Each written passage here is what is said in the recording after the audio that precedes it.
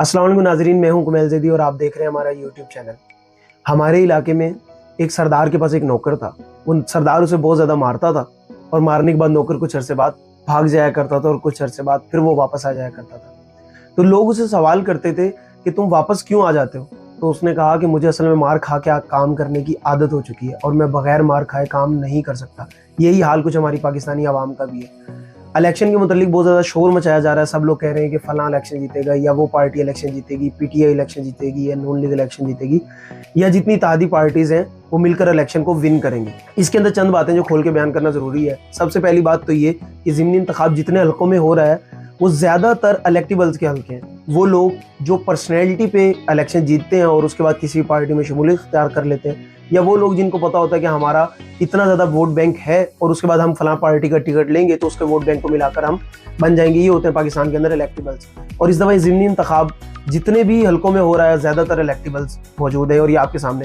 जैसे कि मिसाल नून लीग की है। लाहौर में नून लीग की तरफ से जो कैंडिडेट खड़े हुए, पहले वो पीटीआई के टिकट पे विन किया और बाद में नाअहल होने के बाद उन्होंने नून लीग में शमूलियत इख्तियार की और वहीं से दोबारा एमपी का इलेक्शन नून लीग के टिकट पर लड़ा।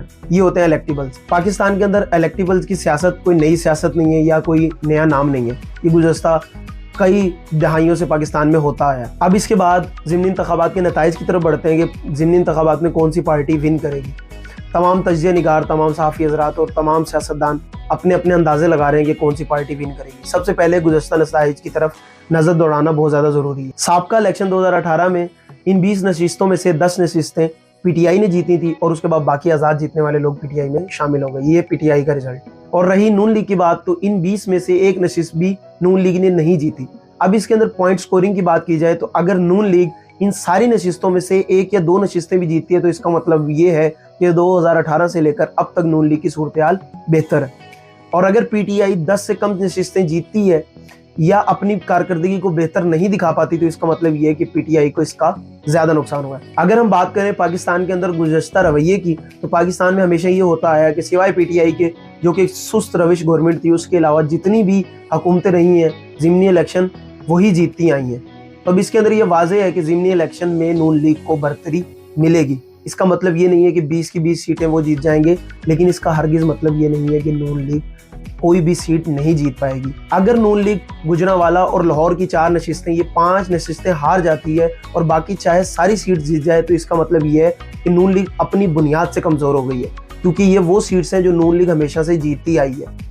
गुज़श्ता इलेक्शन में ये सीट्स हारने के बावजूद नून लीग यहाँ पे बहुत ज़्यादा मजबूत थी। अगर नून लीग ये सीटें ड्रॉप कर जाती है, इसका मतलब ये है कि नून लीग मुस्तकबिल में आने वाले इलेक्शन में भी बुरी तरह शिकस्त पाएगी।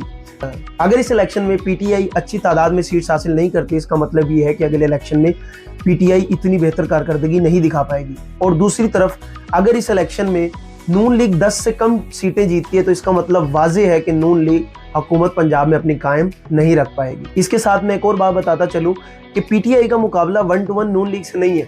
पीटीआई का मुकाबला इस वक्त नून लीग और उसकी तमाम इत्तेहादी जमातों के साथ है, क्योंकि नून लीग इस इलेक्शन में अकेली नहीं पार्टिसिपेट कर रही।